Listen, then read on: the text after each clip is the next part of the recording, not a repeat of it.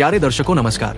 तारीख आज 27 मार्च 2025, दिन गुरुवार और हिंदी पंचांग के अनुसार आज चैत्र माह के कृष्ण पक्ष की त्रयोदशी तिथि है। तो आइए जानते हैं आज की पहली बड़ी खबर। देहरादून में छात्रों के बीच गैंगवार, छात्र पर फायरिंग के बाद 2 आरोपी गिरफ्तार। देहरादून के प्रेमगढ़ थाना क्षेत्र में एक प्राइवेट यूनिवर्सिटी के छात्रों के बीच गैंगवार का मामला सामने आया है। यूपीईएस के छात्र मानस यादव पर कुछ युवकों ने ताबड़तोड़ फायरिंग कर दी और उसकी गाड़ी को भी क्षतिग्रस्त कर दिया।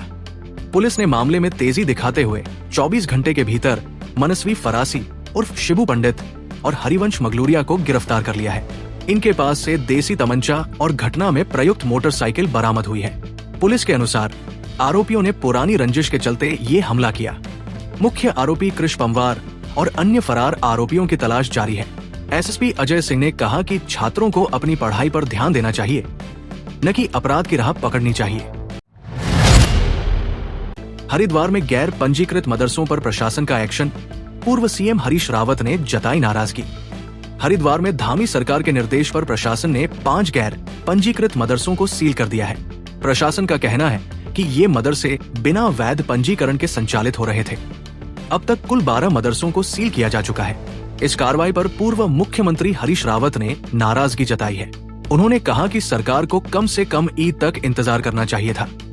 हरीश रावत ने इसे सरकार की क्रूरता बताया और कहा कि इससे प्रदेश की छवि खराब हो रही है। प्रशासन के अनुसार मदरसों को वैध पंजीकरण न होने के कारण सील किया गया है। हरीश रावत ने कहा कि सरकार छात्रों के भविष्य को लेकर कोई ठोस योजना बनाए। उत्तराखंड कांग्रेस में सीक्रेट चिट्ठी से मचा घमासान, प्रदेश अध्यक्ष करण माहरा ने आरोपों को किया खारिज। उत्तराखंड कांग्रेस में एक कथित सीक्रेट चिट्ठी को लेकर घमासान मचा हुआ है। बताया जा रहा है कि ये चिट्ठी वर्ष 2023 में कांग्रेस के प्रदेश अध्यक्ष करण माहरा ने राष्ट्रीय अध्यक्ष मल्लिकार्जुन खड़गे को भेजी थी।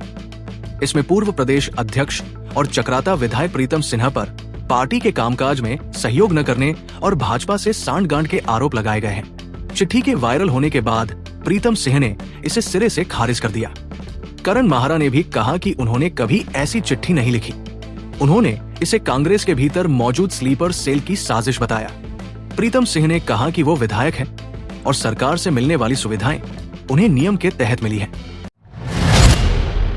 उत्तराखंड वन निगम में संकट, 700 आउटसोर्स कर्मियों की नौकरी पर खतरा। उत्तराखंड वन विकास निगम में आउटसोर्स पर कार्यरत करीब 700 कर्मचारियों की नौकरी खतरे में है। इनका अनुबंध 31 मार्च को समाप्त हो रहा है, लेकिन सेवा विस्तार पर फैसला गवर्निंग बॉडी की बैठक में होना है। 1 साल से अध्यक्ष का पद खाली होने के कारण बैठक नहीं हो पा रही है। निगम के फील्ड और दफ्तरों में कार्यरत इन कर्मचारियों के भविष्य को लेकर असमंजस बना हुआ है। निगम के क्षेत्रीय प्रबंधक महेश आर्य ने बताया कि सेवा विस्तार का प्रस्ताव गवर्निंग बॉडी की बैठक में रखा जाएगा और वहां से शासन को भेजा जाएगा। शासन से स्वीकृति मिलने के बाद ही निगम स्तर से कोई निर्णय लिया जाएगा। दीपक रावत का नैनीताल दौरा, 7 किलोमीटर पैदल चलकर विकास कार्यों का निरीक्षण। कुमाऊं आयुक्त दीपक रावत ने मंगलवार को नैनीताल के विकास कार्यों का स्थलीय निरीक्षण किया। इस दौरान उन्होंने करीब 7 किलोमीटर पैदल चलकर तल्लीताल से मल्लीताल, नैना देवी, पाषाण देवी और फांसी गधेरा तक का दौरा किया। उन्होंने संबंधित विभागों के अधिकारियों और ठेकेदारों से कार्यों की जानकारी लेते हुए जरूरी निर्देश दिए। दीपक रावत ने माल रोड, ठंडी सड़क और नैनी झील के जलस्तर की स्थिति का भी जायजा लिया। उन्होंने माल रोड की मरम्मत कार्य को पर्यटन सीजन से पहले पूरा करने के निर्देश दिए। मानसखंड मंदिर माला योजना के तहत नैना देवी मंदिर के सौंदर्यीकरण कार्यों की प्रगति भी जांची। धामी सरकार ने अपनी पीठ थपथपाई, सांसद त्रिवेंद्र ने संसद में खोली पोल। उत्तराखंड की धामी सरकार ने 23 मार्च को अपने 3 साल पूरे होने का जश्न मनाया। मुख्यमंत्री पुष्कर सिंह धामी ने सरकार की उपलब्धियों का बखान किया, खासकर आपदा प्रबंधन के क्षेत्र में। लेकिन 25 मार्च को हरिद्वार सांसद त्रिवेंद्र सिंह रावत ने संसद में राज्य के आपदा प्रबंधन की खामियों को उजागर किया। उन्होंने बद्रीनाथ और केदारनाथ मार्ग के एवलॉन्च प्रोन जोन का मुद्दा उठाते हुए सरकार की तैयारियों पर सवाल उठाया। इस पर गृह राज्य मंत्री नित्यानंद राय ने जवाब दिया।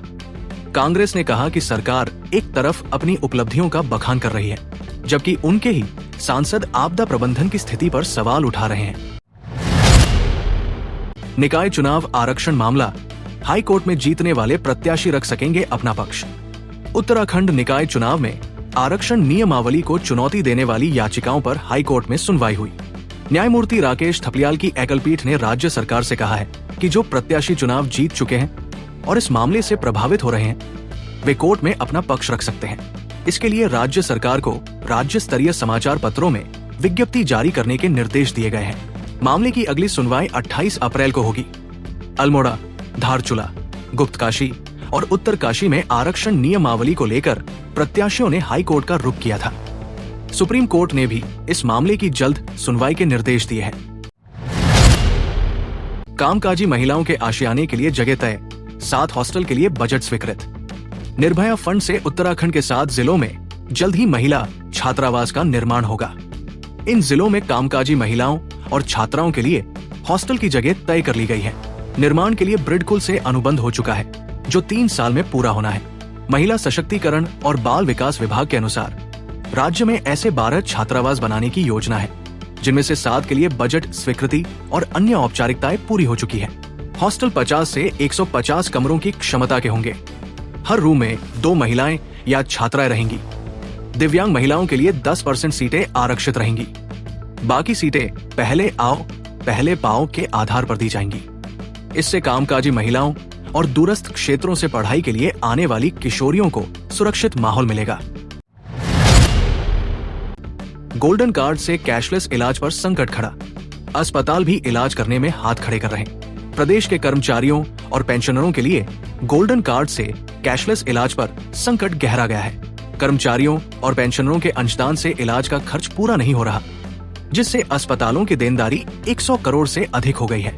भुगतान न होने पर अस्पताल इलाज करने से मना कर रहे हैं। राज्य स्वास्थ्य योजना के तहत हर माह अंशदान के रूप में 120 करोड़ रुपए जमा होते हैं, जबकि सालाना खर्च 300 करोड़ रुपए तक पहुंच गया है। इससे सूचीबद्ध अस्पतालों की देनदारी बढ़ रही है। हिमालयन अस्पताल जॉलीग्रांट पहले ही इलाज से इनकार कर चुका है। अन्य अस्पतालों ने भी राज्य स्वास्थ्य प्राधिकरण को इलाज न करने का अल्टीमेटम दिया है। कर्मचारियों और पेंशनरों के लिए इलाज व्यवस्था बनाए रखने के लिए सरकार को ठोस समाधान निकालना होगा। कुंभ मेला 2027 के लिए जल्द हरिद्वार में तैनात होगी कोर टीम, डीजीपी ने ली अधिकारियों के साथ बैठक। कुंभ मेला 2027 के लिए पुलिस की एक कोर टीम का गठन किया जा रहा है, जो जल्द ही हरिद्वार में तैनात होगी।